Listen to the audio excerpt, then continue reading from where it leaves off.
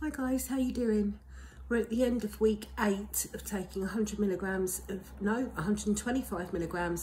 sertraline to treat Pppd and CPTSD. Sorry if I'm talking a bit funny, it's because I've got a problem with my teeth at the moment, on top of everything else. But I'm so glad to be home.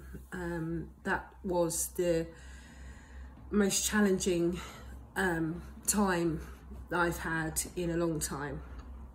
Last month, this month, I'm exhausted, physically, emotionally, mentally, and it's not over yet. There's other things that have to be done, but I've done it. I've been there and I've done it. Did everything I need to do in Spain to get my father's house sold, so it's now going on the market. But you'll appreciate, because you probably saw my videos, that I was really bad. I can't remember the last time I had to hold on to my partner's arm all the time, and I was just in a state. I was having, I wouldn't say panic attacks, but still using the chair. Look, it's just stopped, so bear with me. I was on the verge of having panic attacks, but obviously the sertraline had stopped that from happening. But I remember being in this absolutely beautiful place called Girona in Catalonia. The floor was paved, cobbled stones. A lot of the areas where we were sitting were on a slope. There was a lot of people, a lot of noise.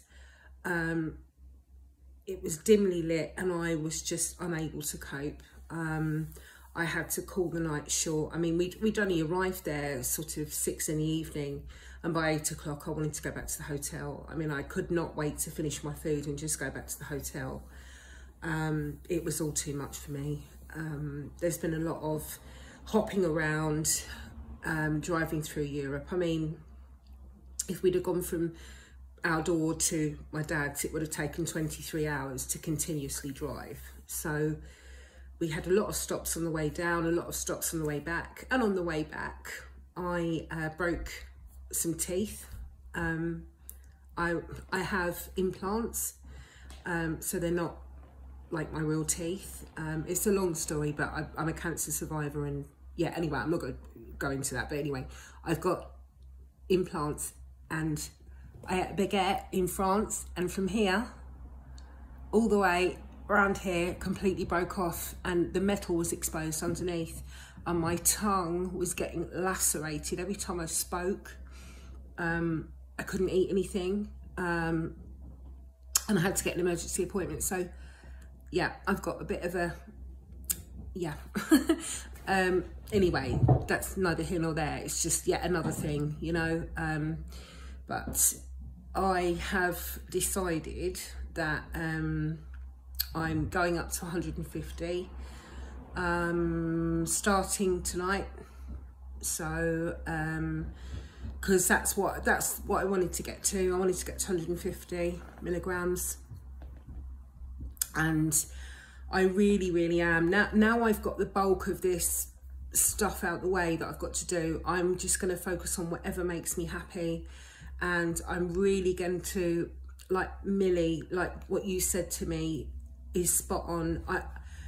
I've got to try and make a daily practice for myself, just giving myself like a, I don't know, half an hour, whatever.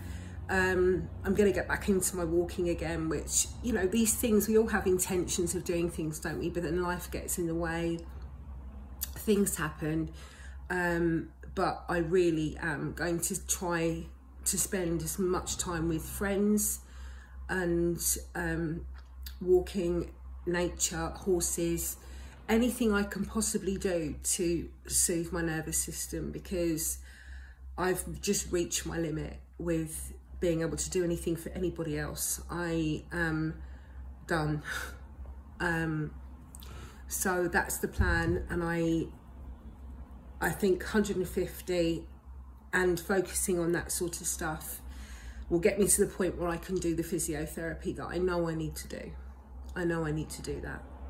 But there's no point in me even trying to do that whilst I've got all this stress going on. The brain has got to calm down, and this is the thing, I can't think of what more evidence you would need if you're in doubt whether you actually have Pppd or not. You know, just observe my story and you'll see that it's if you're suffering with the same symptoms as I am, and none of them really make sense. You know, I'm fine one day when I'm out dancing in a rave or club or whatever, and then I'm out having lunch with my boyfriend and I'm bad. It's just evidence that it's nonsensical. It's just a miscommunication, and for some reason my brain its perception of danger depends on where I am and whom I'm with, and there is no sense about it. It's just completely nonsensical. So I know full well and truly believe that I will recover. I will, because I have it. I know deep in my heart, and I have recovered before. But I've just got to consciously let go of this tension in my body. And I know now the things that I need to do to do that. And I know it's going to take time. And it's unfortunate that another life-changing event has come into my life while I've been ill. So I'm just accepting everything. And like I said, I feel so much better now I'm home. Like some normality. There's no real pressure on me now.